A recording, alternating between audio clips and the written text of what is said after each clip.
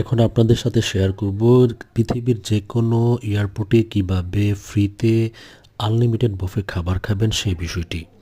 যদি আপনার কাছে একটা প্রায়োরিটি পাস থাকে, মানে কোনো ক্রেডিট কার্ডের থ্রুতে হতে পারে, এটা Dutch Bangla, BRAC, SCB, HSBC, Citi NA বা সিটি ব্যাংক বা ইবিএল ব্যাংকের যদি কোনো ক্রেডিট কার্ড থাকে, সেটা মাস্টার কার্ড হতে পারে বা ভিসা কার্ডের হতে পারে।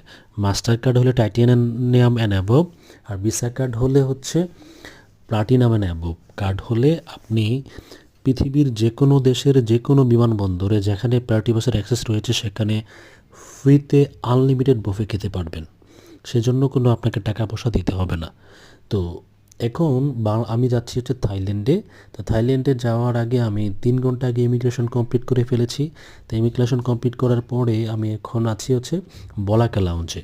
আর যেহেতু এটা আমাদের দেশীয় লাউঞ্জ, সেক্ষেত্রে সেখানে আপনার ক্রেডিট কার্ড অ্যাক্সেস দিলেই হবে, প্রায়োরিটি বাস দেখানো লাগবে না। তবে দেশের বাইরে শুধু ক্রেডিট কার্ড দেখালে হবে না, সাথে আপনাকে প্রায়োরিটি পাসও সাথে নিতে হবে, বা প্রায়োরিটি পাস কী নামে থাকে একটা অনলাইন কি, ওই কী নাম্বার নিয়ে যেতে হবে। তো সেখানে যেটা হবে, এখানে দেখতে পাচ্ছেন অজস্র খাবার আছে, ও পর্যাপ্ত খাবার রয়েছে, বিভিন্ন টাইপের ড্রিঙ্কস রয়েছে। তো সম্পূর্ণ হচ্ছে ফ্রি। আপনার বিমানে ওঠার আগ পর্যন্ত যতক্ষণ ইচ্ছা ততক্ষণ পর্যন্ত এই খাবারগুলো আপনি নিতে পারবেন। তো আপনাকে কোনো পয়সা বা টাকা পয়সা কোনো কিছু পে করতে হবে না। তো যেটা করতে হবে সেজন্য আপনার সাথে থাকতে হবে বা ক্রেডিট কার্ড বা প্রায়োরিটি পাস। এখন আপনি বলতে পারেন যে আমাকে ক্রেডিট কার্ড নিলে তো আপনাকে চার্জ পে করতে হবে। তবে কিছু কিছু ব্যাংকের ক্রেডিট কার্ড হচ্ছে আপনি যদি বছরে 18টা ট্রানজ্যাকশন করেন তাহলে সম্পূর্ণ ফ্রি।